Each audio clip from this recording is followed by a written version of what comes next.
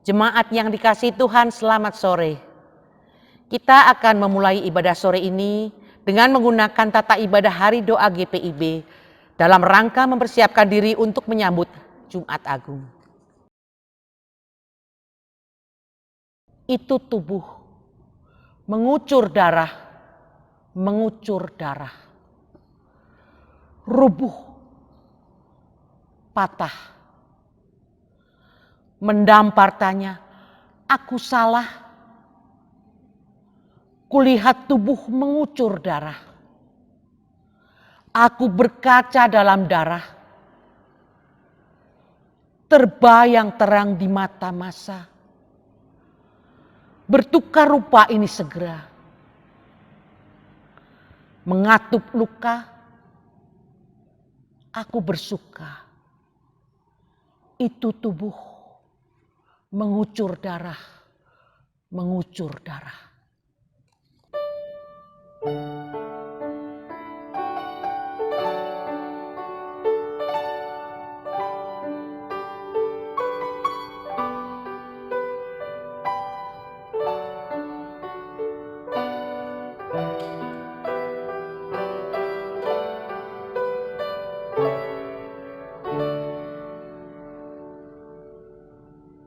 Umat Tuhan, mari menghadap Tuhan dalam pengharapan pasti dalam Kristus.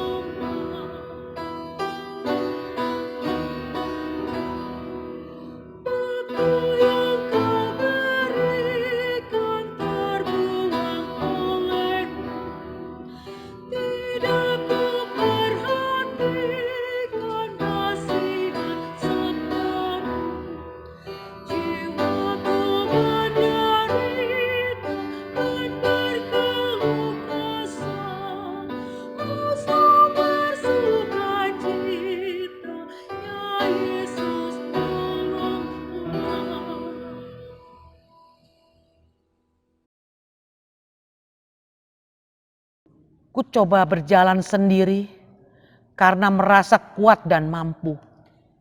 Tanpa campur tangan seorang pun.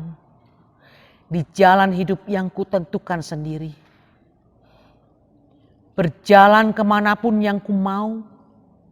Melakukan apapun yang ku inginkan. Hingga aku sampai di jalan buntu yang gelap dan kelam. Aku terjatuh dalam lubang kehancuran. Spontan aku meminta tolong. Berseru memanggil nama Tuhan dengan segera kau ulurkan tangan. Merengkuhku dalam kehangatan cintanya. Kusadari besarnya cinta Tuhan. Nyawanya pun dia relakan gantikan nyawaku. Agar ku hidup. Dia tak pedulikan latar belakangku atau apapun yang kupunya. Terima kasih Tuhan atas cintamu yang tak bersyarat bagiku. Aku tak dapat hidup di luar kasih-Mu Tuhan. Tetaplah bersamaku selamanya. Sebab tanpa Tuhan, aku tak berarti.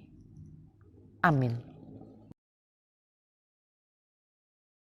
Pembacaan Mazmur diambil dari Mazmur 107 ayat 10 sampai dengan 15 dan kita baca secara responsoria. Ada orang-orang yang duduk di dalam gelap dan kelam, karena mereka memberontak terhadap perintah-perintah Allah. Maka ditundukkannya hati mereka ke dalam kesusahan.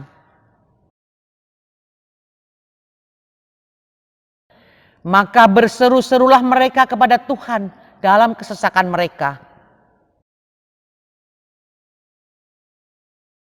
Dibawanya mereka keluar dari dalam gelap dan kelam. Biarlah mereka bersyukur kepada Tuhan karena kasih setia-Nya.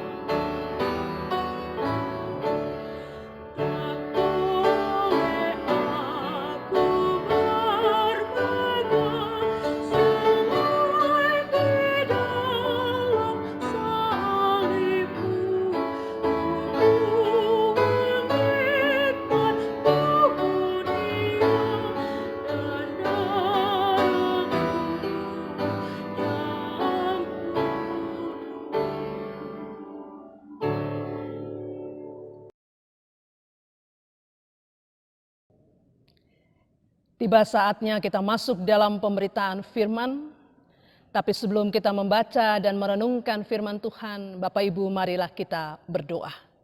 Mari kita berdoa.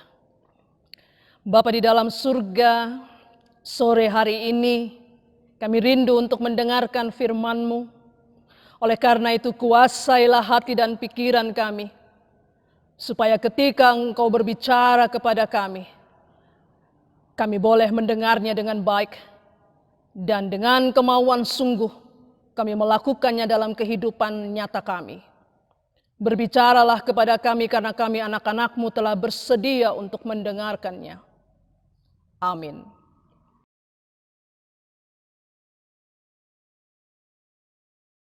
Jemaat dijemput untuk berdiri. Firman Tuhan yang akan kita baca dan renungkan bersama pada sore hari ini terambil dari Lukas pasal 9, ayatnya yang ke-22 sampai ayat yang ke-27. Demikian firman Tuhan.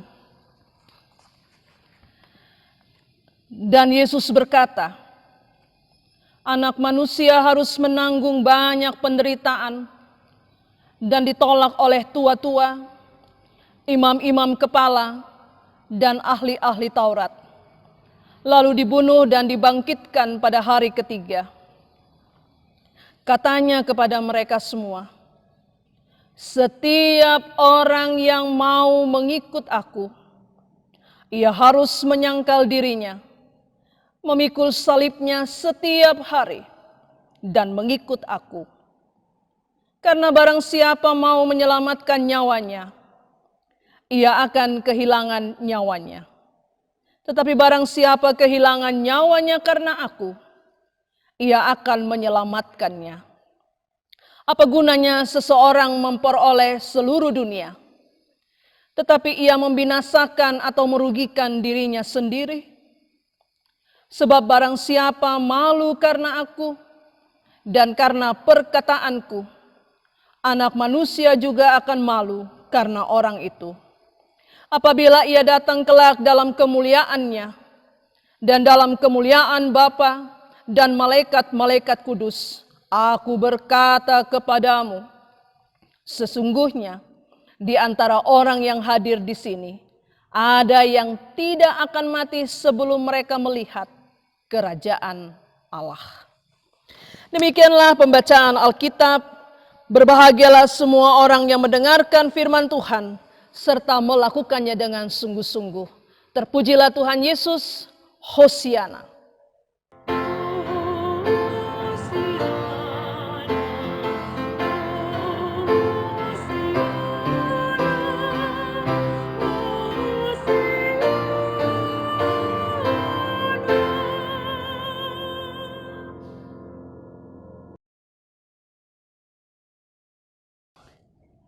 Bapak Ibu, kita sudah baca firman Tuhan tadi, bukan? Ya. Ayat 23 sangat menarik. Mari kita baca sama-sama. Katanya kepada mereka, setiap orang yang mau mengikut aku, ia harus menyangkal dirinya, memikul salibnya setiap hari dan mengikut aku. Sangat menarik ayat ini. Mengapa sangat menarik ayat ini? Karena kalau kita lihat di situ secara tegas Yesus mau mengatakan, jangan coba main-main. Bagi setiap orang yang sudah memutuskan untuk menjadi pengikut Kristus dan mau mengikut Dia, ada dua syarat. Syarat yang pertama, siap untuk menyangkal diri. Lalu yang kedua, pikul salib. Kalau dua syarat itu dilaksanakan, baru dibilang, ikutlah aku. Tidak mudah. Kalau melihat ayat 23 ini tidak mudah. Oleh karena itu Bapak Ibu yang Tuhan Yesus kasih untuk memahami ayat 23 ini dengan mudah.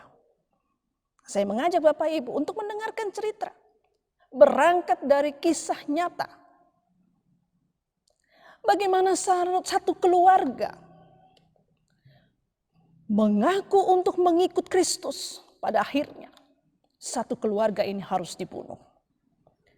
Kisah ini berangkat dari kebangunan rohani yang terjadi di Eropa pada tahun 1800.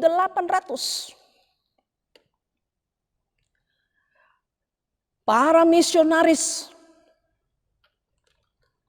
mereka mau memberitakan Injil dan salah satu daerah yang mereka kunjungi adalah India. Daerah yang dikunjungi di India adalah Assam. Bapak Ibu, daerah ini bukanlah daerah yang mudah untuk Injil disampaikan. Mengapa? Satu, kebiasaan memakan manusia masih dilakukan. Karena mereka terdiri dari suku-suku yang primitif. Yang kedua,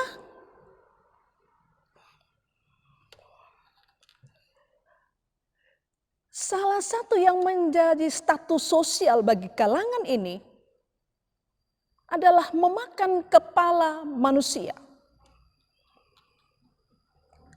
Status sosial diukur semakin banyak kepala manusia yang dipajangkan di depan rumah mereka, maka semakin tinggi status sosial orang itu. Karena apa? Dianggap bahwa ia sanggup untuk melindungi keluarganya. Jadi ini kebiasaan laki-laki yang ada di daerah Assam. Kalau mereka bisa mengumpulkan banyak kepala manusia dan menempatkannya di depan rumah mereka, status sosial dari keluarga ini semakin lama semakin naik. Itu tantangannya para misionaris. Tapi yang menjadi pertanyaan adalah, apakah Injil mengalami hambatan? Pasti Injil mengalami hambatan. Tapi yang menjadi pertanyaan lebih lanjut adalah, apakah Injil tidak sampai ke tanah India? Sampai. Ketika Injil sampai di daerah itu, ada hasil. Diawali dari satu keluarga. Lama-kelamaan beberapa keluarga mengikuti. Lalu apa yang terjadi kemudian? Kepala suku mulai merasakan bahwa beberapa keluarga ini tidak lagi hidup menurut keyakinannya. Maka dipanggillah keluarga ini untuk diadili di depan masyarakatnya. Nakseng bersama dengan istri dan kedua anaknya. Mereka diadili. Lalu kemudian ditanya oleh kepala suku, apakah keluarga ini, Nakseng bersama istri dan kedua anaknya, siap untuk meninggalkan imannya? Tapi Nakseng bersama dengan istri dan anak-anaknya menyatakan bahwa mereka tidak mau meninggalkan iman mereka kepada Kristus. Apa yang terjadi Bapak Ibu? Kepala suku memerintahkan untuk menombak istri, kedua anaknya yang dalam keadaan tidak berdaya. Pada waktu ia kehilangan kedua anaknya, ia mengatakan, Nakseng mengatakan, mengikut Yesus keputusanku, ku tak ingkar. Dikasih kesempatan yang kedua oleh kepala suku. Apakah ia rela untuk meninggalkan imannya? Kembali Nakseng dengan tegas mengatakan bahwa ia tidak akan meninggalkan imannya dan keputusannya. Ia tidak akan pernah mengingkari keputusannya. Oleh karena itu kembali dia harus melihat bahwa istrinya menjadi korban. Pertanyaannya adalah apakah sampai di situ Nakseng akan berhenti terhadap pengakuannya dan imannya? Kesempatan yang ketiga diberikan kepada Nakseng. Kembali kepala suku ini bertanya, apakah Nakseng bersedia untuk meninggalkan iman dan kembali kepada keyakinannya terdahulu? Lalu ia mengatakan bahwa keputusannya tidak akan pernah berubah. Ia tetap mau menjadi pengikut Kristus. Dan kesempatan yang ketiga, Nakseng pun menjadi korbannya. Oleh karena itu Bapak Ibu, untuk memahami pada ayat yang ke-23 ini, maka dari cerita ini sebenarnya saya mau mengatakan begini. Nakseng bukan tidak tahu dampak dari keputusannya. Namun dia tetap teguh. Walaupun pertama istri dan anaknya harus meninggal, harus menjadi korban. Tapi sampai dengan kesempatan ketiga yang diberikan, Nakseng tidak pernah mundur. Bapak Ibu yang Tuhan Yesus kasihi, dari cerita ini sebenarnya mau mengajarkan begini. Keputusan untuk mengikut Tuhan, walaupun harus kehilangan, tetapi ia tidak merubah keputusan itu, bahkan sampai nyawanya. Seharusnya ketika kesempatan pertama, ketika kesempatan kedua, kalau kita manusia, biasanya kita sudah berpikir kembali. Siapa yang tidak merasakan sakitnya kehilangan? Apalagi kehilangan dari orang-orang yang dikasihinya. Kehilangan anak, kehilangan istri. Kalau kita mungkin pada posisi itu, kita akan merubah keputusan kita. Tapi bagi seorang Nakseng, ia tidak merubah keputusannya. Hebat dan luar biasa. Dari cerita ini sebenarnya mau mengatakan begini, bahwa ia tahu resiko dari keputusan itu. Ia tahu bahwa ia sudah kehilangan. Tapi sampai dengan kesempatan terakhir, ia tidak menyangkal. Ia tetap menempatkan bahwa pengakuan itu harus dijunjung tinggi. Pengakuan itu harus dipegang teguh. Walaupun harus kehilangan orang-orang yang dikasih, bahkan dia sendiri menjadi korbannya. Bapak Ibu yang Tuhan Yesus kasih, dari cerita ini pada akhirnya, mengikut Yesus keputusanku, kuta ingkar. Dari satu keluarga ini, membawa kepala suku, dan suku itu Garu, mereka menjadi pengikut Kristus. Jika itu dikaitkan dengan firman Tuhan pada sore hari ini, ketika bicara tentang menyangkal diri, ketika bicara tentang pikul salib, bukanlah cerita yang baru. Kedua perintah ini bagi orang percaya, bagi orang Kristen, bukanlah sesuatu yang asing. Menyangkal diri adalah bagaimana kita menekan keinginan kita dan menempatkan kepentingan dan kehendak Kristus di atas segala-galanya. Salib adalah lambang penderitaan, tapi salib juga adalah lambang kehidupan. Lihat cerita kisah nyata dari lagu Mengikut Yesus Keputusanku. Mereka harus mati, keluarga ini harus menjadi korban, tetapi seluruh desa itu pada akhirnya menerima Kristus sebagai Tuhan dan Juru Selamat mereka. Kisah ini mau menggiring kita kembali untuk merefleksikan diri. Beberapa hari lagi kita akan masuk di dalam perjamuan Kudus Agung. Kita merayakan akan kematian Kristus. Kita masuk pada minggu sengsara. Bagaimana kesengsaraan Kristus sampai puncaknya nanti di atas kayu salib. Bapak Ibu yang Tuhan Yesus kasihi, jalan penderitaan ini dilalui oleh Yesus.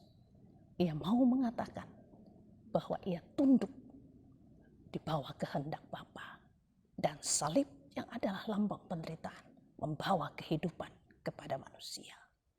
Refleksi pribadi buat kita semua Bapak Ibu di tengah kondisi saat ini, di mana kita semua pada akhirnya rindu kembali untuk bersekutu bersama-sama. Kita rindu untuk bertemu, kita rindu untuk duduk kembali berdekatan. Kita rindu untuk bersama-sama memuji dan memuliakan Tuhan dalam rumah-rumahnya yang kudus. Tetapi saat ini kita diperhadapkan dengan pergumulan bersama. Kita harus beribadah di rumah-rumah. Jangan melihat situasi seperti ini sebagai hukuman Tuhan, tapi lihatlah ini sebagai peringatan Allah. Supaya apa? Apa dia punya maksud? Maksudnya adalah koreksi pribadi-pribadi di dalam rumah-rumah kita. Kita menghadirkan Tuhan di dalam rumah-rumah kita. Kita koreksi. Apakah pertanyaannya adalah apakah selama ini kita sudah melakukan ketaatan kita untuk melaksanakan kehendak Bapa? Sebab untuk menjadi pengikut Tuhan, satu, siap menyangkal diri.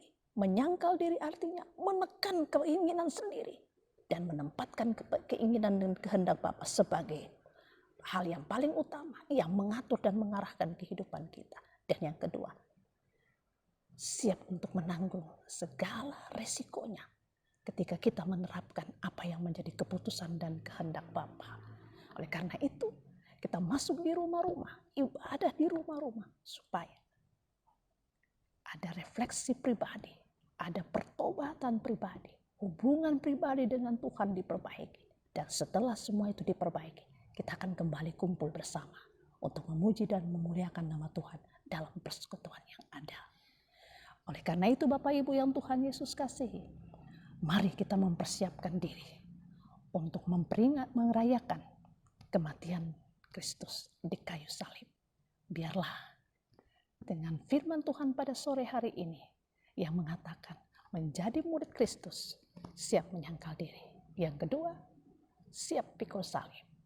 Bahwa kita dipanggil untuk melakukan semua ini dalam ketaatan dan kesetiaan kepadanya. Demikianlah firman Tuhan. Terpujilah Tuhan Yesus. Amin.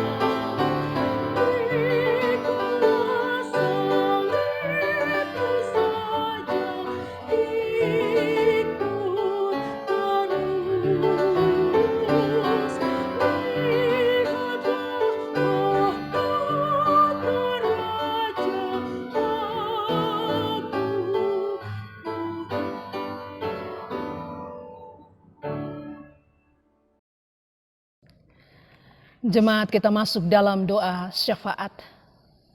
Mari kita berdoa.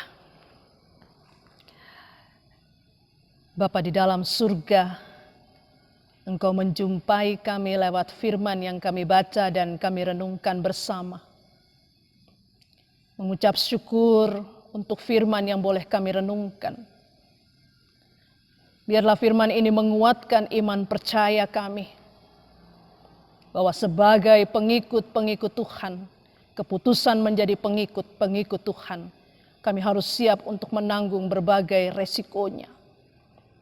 Oleh karena itu Bapa, hanya dengan kuasa-Mu, kami boleh dihantar untuk memahaminya dengan baik. Dan dalam ketaatan dan kesetiaan, kami melakukannya dengan sungguh-sungguh. Biarlah firman itu selalu menjadi pegangan dalam perjalanan hidup kami. Bahwa sebagai anak-anak Tuhan, ketika kami dipanggil dan diutus kemanapun Tuhan mengutus kami, semata-mata kami harus siap untuk menanggung resikonya. Tapi kami tahu pasti bahwa Tuhan sedang menjanjikan keselamatan yang kekal, yang menjadi bagian dari ketaatan dan kesetiaan kami. Kami serahkan umat-Mu yang pada sore hari ini, yang telah mendengarkan firman Tuhan. Biarlah firman Tuhan ini menguatkan kehidupan setiap mereka. Menjadi penyegar, penyemangat yang baru dalam menjalani kehidupan. Ketika saat ini kami sedang diperhadapkan dengan pergumulan bersama. COVID-19. Untuk sesaat kami harus terhenti. Kegiatan kami harus terhenti. Kami harus ada di rumah-rumah. Ibadah dalam keadaan terbatas. Kami rindu untuk kembali bersekutu Bapa. Tapi satu hal yang kami mau pegang, bahwa ini merupakan pengalaman iman yang Tuhan izinkan terjadi bagi kehidupan kami sebagai orang percaya. Bahwa di atas semua itu, dari segala sesuatu yang kami kejar di bawah korong langit ini, dengan situasi seperti ini kami disadarkan kembali bahwa hidup kami semuanya berasal daripada Tuhan. Biarlah manusia kembali pada fitrahnya untuk mencari dan percaya bahwa Tuhan adalah Allah yang berkuasa dan mengatur hidup manusia, baik hari ini dan masa depannya. Oleh karena itu Bapa, kami serahkan umat-Mu ke dalam tangan pengasihan Tuhan. Walaupun diperhadapkan pada pergumulan bersama, tetapi sukacita yang berasal daripada Tuhan menjadi bagian dari hari-hari yang mereka jalani.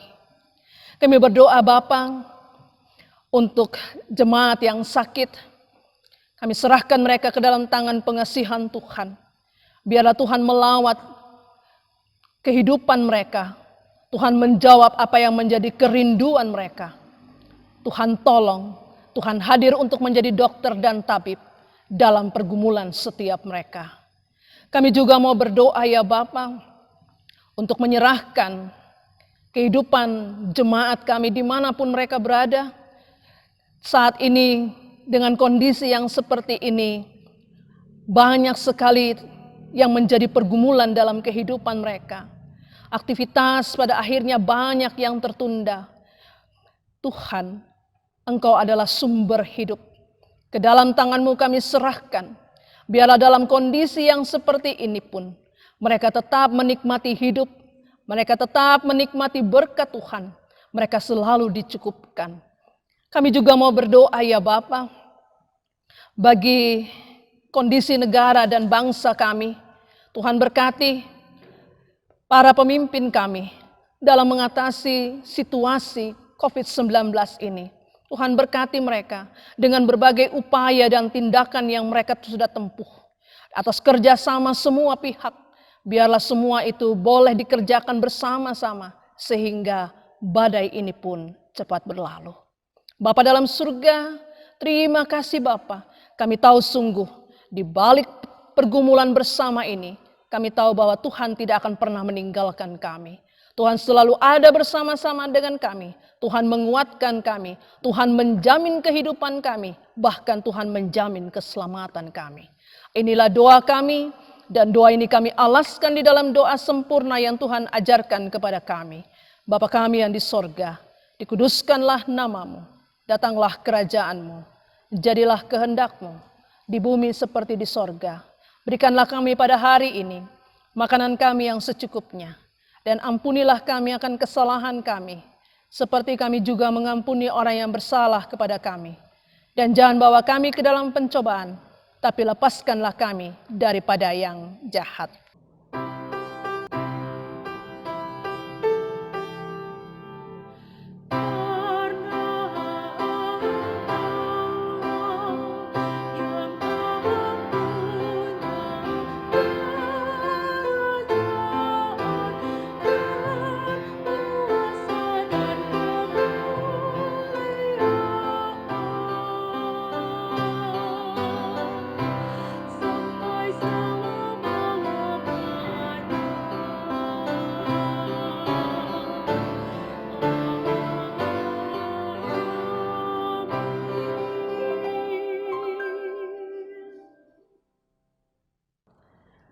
Jemaat, marilah kita mengucap syukur kepada Tuhan dengan memberi persembahan kepadanya. Dengarlah firman-Nya dari Mazmur 50 ayat 23 yang menyatakan, siapa yang mempersembahkan syukur sebagai korban, ia memuliakan Tuhan. Siapa yang jujur jalannya, keselamatan yang dari Allah akan kuperlihatkan kepadanya. Salurkan persembahan syukur saudara melalui rekening mandiri dengan nomor 131-081-9999981 atas nama GPIB Maranatha Bandung. Tuhan memberkati saudara dan persembahan saudara.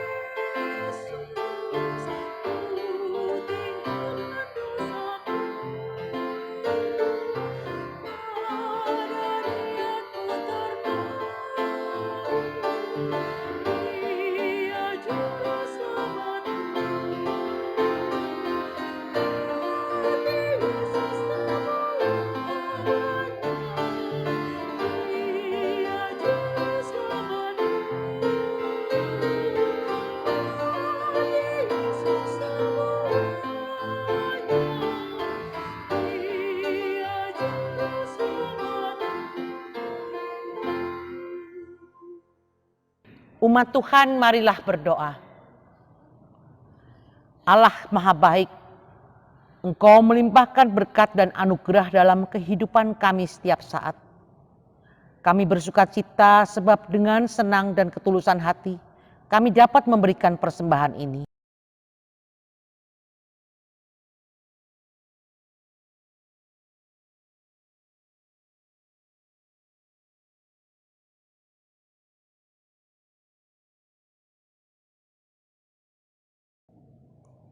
Kini kami menyerahkan persembahan ini dalam pemeliharaan-Mu ya Bapa. Buatlah pekerjaan dan pelayanan gereja-Mu berkenan bagi-Mu dan menjadi berkat demi keadilan dan kesejahteraan sesama manusia. Dalam nama Yesus sumber hidup kami berdoa. Amin. Kita tiba pada pengutusan, untuk itu jemaat dijemput berdiri. Hanya karena Allah di dalam Kristus yang dapat memikul sengsara dan penderitaan kita. Indahnya, Ia berpihak kepada kita yang mengasihi Dia. Tetaplah mewujudkan kebebasan, keadilan, kebenaran, dan kesejahteraan bagi sesama dan alam semesta.